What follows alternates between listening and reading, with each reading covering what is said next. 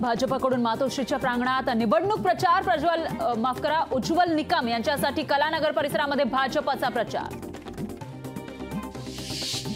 राहुल गांधींना झारखंड उच्च न्यायालयाचा दणका, सुनावणीमध्ये उत्तर दाखल करण्यास उशीर केल्यानं 1000 रुपयांचा दंड ठोठावला। हिंगोलीमध्ये पाण्यासाठी गावकऱ्यांचं उपोषण, केंद्र खुर्द गावात पाणी नसल्यानं उपोषण। चिपळूणला अवकाळी पावसाचा फटका, अवकाळीनं गोठा कोसळून 3 जनावरं दगावली। खेडमध्ये बागायतदारांना अवकाळी पावसाचा फटका, अवकाळी पावसामुळे केळी आणि पपई बागांचं नुकसान।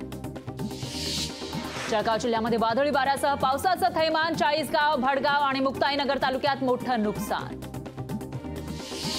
रत्नागिरीमध्ये घाटकोपर दुर्घटनेनंतर जिल्हाधिकारी ऍक्शन मोडवर, लांजा बस स्टँडवरील धोकादायक होर्डिंग हटवले।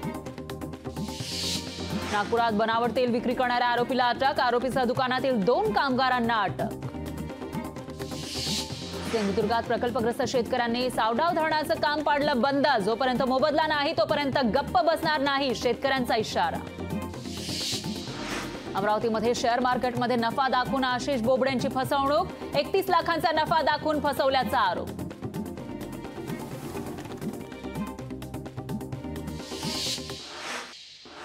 शिवाजी पार्कात धडाडणार राज ठाकरे आणि मोदींची तोफ, महायुतीची शिवाजी पार्कमध्ये भव्य प्रचार सभा।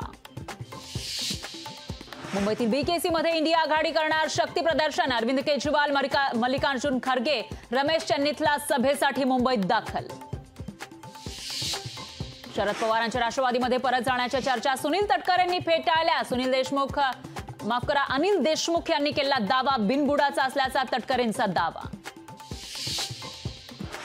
अजित पवार 4 जूनच्या निकालानंतर नाराज होतील, अनिल देशमुखांचा अजित पवारांबद्दल भाकीत, अजितदादा आजारी असल्याने प्रचारात सक्रिय नव्हते, महाजनांचं स्पष्टीकरण।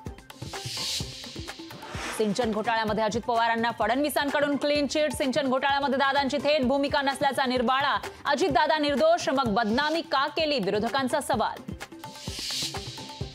पुण्यातील प्रसिद्ध उद्योजक अविनाश भोसलेंना जामीन मंजूर, मुंबई उच्च न्यायालयाकडून अविनाश भोसले यांना दिलासा, DHFL घोटाळ्यामध्ये झाली होती अटक। घाटकोपर होर्डिंग प्रकरणी भावेश भिंडेला 26 मे पर्यंत पोलीस कोठडी, आरोपी भावेश भिंडेला 14 दिवसांची कोठडी।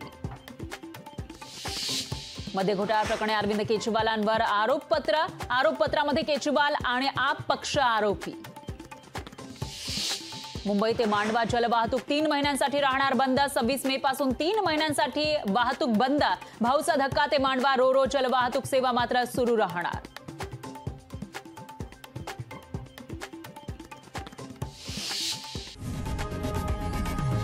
लोकशाही मराठी ऐका, पहा, जागरूक रहा।